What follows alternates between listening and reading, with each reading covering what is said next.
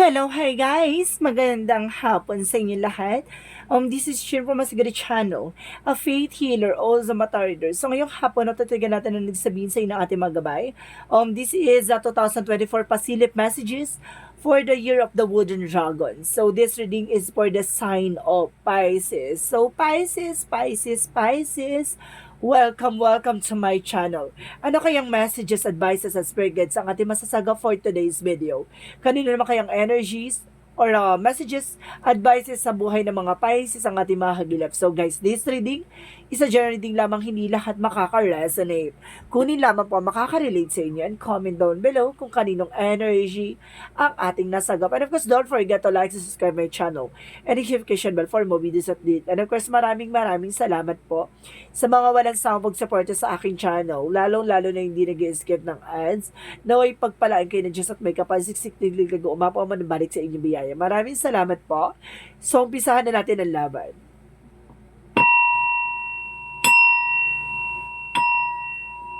Angel Spirit Messages give information for the sign of Pisces. For Pasilip 2024, for a Wooden Dragon.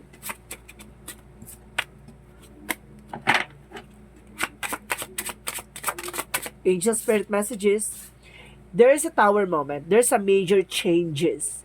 No, may malaking pagbabago mangyayari. See, I told you so. There is a Nine of Pentacles. There's a blossoming abundance. So, ibig sabihin, lalakas ang negosyo o hanap buhay mo, no? At the same time, there is a Two of Cups. There's a partnership.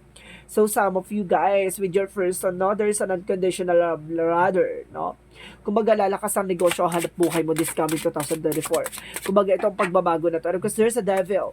So, some of you, kumbaga, mag-ingat, ang person mo ay maaaring diba, maakit or there's a temptation or something obsession or addiction or something, no, kung it's either addictions, obsessions, or temptations or something seductions, no, baka may taong may gusto sa person mo. So let's see what is additional messages.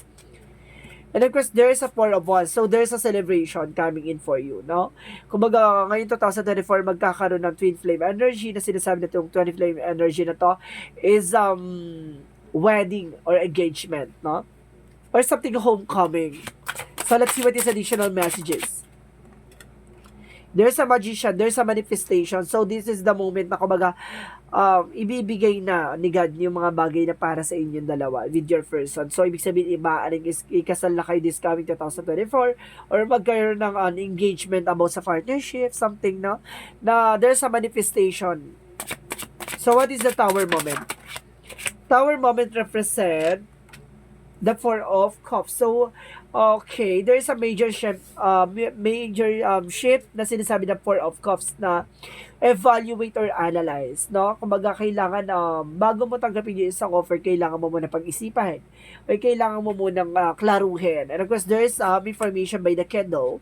So, sinasabi dito na, what we see in the symbolic of tarot drives, the large measured from own intuitions and once revealed reflects back upon each of us to further enrich our lives. So, ibig sabihin talaga dito, mukhang this is the symbolic na para sinasabi dito na magkakaroon na ng inner clarity, clarity with all aspects. So, there's a reveal or something information na malalaman mo. Kumbaga, biglang pasabog or surprises na magaganap. So, let's see what is the Two of Cups. There's a the Sun card. See, magkakaroon ng positivity na magkakaroon ng magandang outcome pagdating sa relationship with you, with your person. Let's see what is the Devil. Ang the Devil dito is the Six of Pentacles. So, ibig sabihin talaga dito, kumbaga, may susubok harangin ng magandang kapalaran pagdating sa finances. Pero suddenly mo aring hindi matuloy or something na, kumbaga, kailangan 2024 ma-release mo na tong toxic or na evil energy. So, some of you, kailangan ayusin nyo na yung, kumbaga, bago magpasok ng 2024, kailangan maglinis kayo ng bahay, something, mag-decorate kayo na ayusin nyo yung kwarto nyo or bahay nyo na hindi, kumbaga, hindi kayo at saka hindi kayo makakapag-open ng negative portal, no? Yung parang, open portal para sa mga negativities. Like a pinto sa pinto, hagdanan sa pinto, no? Kailangan ganon. Kailangan maging aware ka. Kasi itong 2024 magtutuloy-tuloy na about sa finances. Pero there's a devil energy na maaaring magkamali kayo ng pwesto na kung ano man ang gagawin nyo. Kaya maging aware, ha? And because there's Seven of Pentacles, there's a harvest time. So magkakaroon ka na ng payoff. At kung mag-harvest ka na ng harvest this coming 2024. And of course, there's information that there's a freedom. Kumbaga, binibigyan ka na ng signs ng ating angel spirit or ng ating Panginoon na kumbaga magkakaroon ka na ng kalayaan, no? Pagdating sa mga bagay-bagay. The magician represent na kumbaga manifestation. So there's a freedom of manifestation. Kumbaga makakalaya ka na matupad unti-unti yung mga bagay or hangarin mo sa buhay or goals mo or dreams, no? So let's see what is the tower moment and the Four of Cups. So ibig sabihin dito there's an Eight of Swords. So may mga bagay na kailangan maging aware ka, no? Kumbaga marami sa paligid mo na nagbibigay ng offer sa iyo. It's negativity, kaya kailangan mag-set ka ng boundaries. Maging aware ka, no, sa mga bagay-bagay. And of course, kailangan mo daw tong alisin, yung toxic and of course, negativity, mag-cleansing ka, ha. So let's see what is the Nine of Pentacles and of course, this is the candle. So there is a Five of Swords in reverse. So there is a fair fight. So magkakaroon na ng patas na laban dito. No, masisilayan at makikita na yung mga bagay-bagay sa'yo na magbibigay sa'yo ng clue or something information para makuha mo yung katamang kasagutan or tamang way na para malaman mo yung gagawin mo. So let's see what is the Two of Cups and the Sun card. So sinasabi dito there is King of Wands. So there is a secure and stable, no? Magkaroon ka ng kumbaga control sa isang situation, lalo-lalo na sa person mo. Kumbaga bigyan mo siya ng kumbaga ng balance, no? Discipline. And at the same time there is a Page of Swords. Kumbaga there's an information na may nag-i-stalker, there's a sneakiness, no? Kumbaga marami kang bagay na dapat pang malaman. And of course, there's a Ten of Swords. So, mag-ingat ka lang sa mga nagbabaksa. Oh, okay, thank you. There's a deceit now, or there's a painful ending. So, maaaring tinatapos na yung mga betrayal or something traitor sa'yo. Kumbaga, this is the moment na magkakaroon ka na ng harvest. Mag-iingat ka lang, no? Kumbaga sa mga traidor daw, no? Let's see what is the Magician, and of course, there's your freedom for the birds flying over there. And of course, sinasabi dito, there is a higher fund, a lesson learned. And of course, there's a religious. So, dahil sa malakas sa pananampalataya at malakas sa paniniwala mo, kumbaga pagkakalooban ka ng langit ng kalayaan. Kalayaan sa pagdating sa finances, career, and of course, love life. So, let's see what is the outcome. Ang pinaka-outcome is the Temperance, a perfect timing. So, mangyayari ito in the perfect timing. And of course, there's an Eight of Wands, there's a fast communication and fast movement, no? And of course, there's a trouble. So, maraming magaganap dito. Like I said, there's an Ace of Cups, there's a new romance and new pakilig or new love life, no? Or kumbaga, if you are taken, baka ito pagmamahalan nyo ay magkakaroon na next phase or next chapter, no? Or either ikakasalan kayo or magkakaroon ng engagement or something proposal, ganon. Sinasabi na Eight of Wands, there's a fast communication na there's a perfect timing. In the perfect plan, in the perfect timing, there's a major changes. Okay. So, let's see what is Love Oracle card.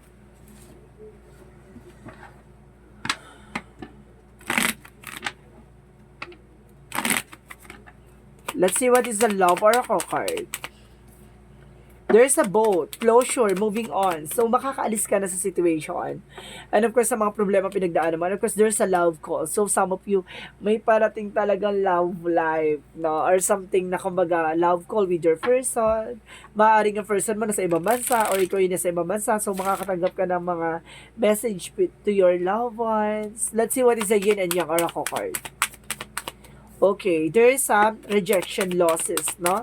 Kumbaga, may mga bagay na kailangan mong pakawalan at bitawan. There's an air sign. So, some of you, may kinalaman ka sa Gemini, Libra, Aquarius with your, baka person mo is air sign. And kasi sinasabi dito, there's a union. So, some of you, meron ditong something na, kumbaga, magsasama ulit kayo together. Kumbaga, siguro, meron talagang nangyaring, kumbaga, ibang bansa, gano'n, nagkahiwalay dahil sa pumunta ka na ibang bansa, nagtrabaho ka, and of course, ngayon uuwi ka na, kumbaga, magkakaroon ulit kayo ng pagsasama with your person, no? And of course, let's see what is fairy messages. Ano kaya gusto sabihin sa'yo ng fairy? This is a magical message, no, with the fairies. There's a spring. So, sinasabi, you desire fully manifest and the flower begin to bloom. See? 'Di ba? There's a bloom or blossoming. So, ibig sabihin, lalakas na or mamumukadkad na. No? Parang there's a seasonal eh. Kumbaga, mamumukadkad na yung finances or love life sa'yo. So, magbo-bloom na siya, a transformation nati. So, this coming 2024, a blossoming is coming your way. No? Let's see what is the angel's answer. Parang ito yung seasonal na tinatawag na ano eh. Kumbaga, yung mga bulaklak, di ba, mamumukadkad na, biglang mga mamumunga na yung mga bulaklak. So, ganun yung, this coming 2024, yung mga ininvest mo dyan, kumbaga, lalago na, or there's a paying off with the harvest time. So, let's see what is the angel's answer. So, sinasabi dito na mag-ingat ka lang daw ha, kasi merong mga traidor or backstab na mamaya agawin yung, 'di ba, pinundar mo or see, there's a trust, no? Kumbaga, mag-ingat sa pagtitiwala. And of course, magtiwala ka din sa ating Poong May Kapal. 'Di ba? Let's see, additional messages, given information pa, para mas clear out natin. Before, kumbaga, messages pa, additional. There's a ask your angels. So, kumingi ka raw ng gabay sa iyong mga anghel, no? Sa iyong mga gabay. So, let's see what is the romance angels.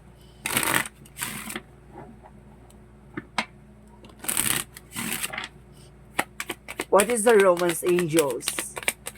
There's a new love. So, there's a new love talaga, no? May parating na bagong pag-ibig, bagong magpapakilig. So, let's see what is the energy. There is a man holding a heart. So, some of you, if you are women, may taong may hawak ng puso mo, no? If you were men, so ikaw may hawak ng puso niya. And of course, there's an angel of strength. Kumbaga, magkaroon ka ng confident at tapang, no? Lakasan ng loob.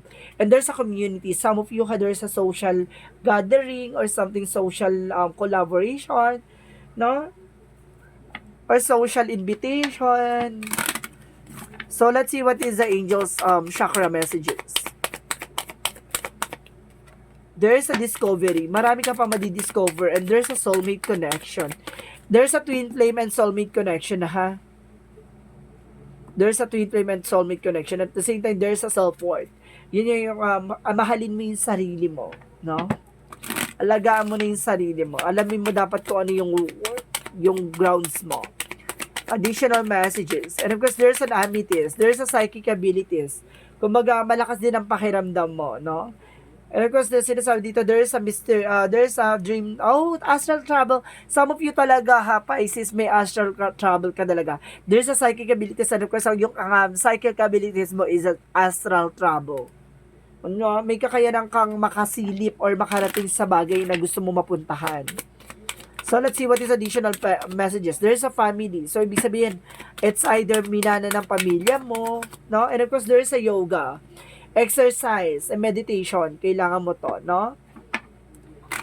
So, let's see what is the Montology. Let's see what is the Montology. Conclusion or within reach. Tama yung hinala mo. And the answer you need is coming. So, parating na talaga yung kasagutan sa lahat ng katanungan mo. At the same time, let's see what is additional messages. Additional messages. There's a loneliness. So, sinasabi dito, hindi ka raw nag-iisa ka.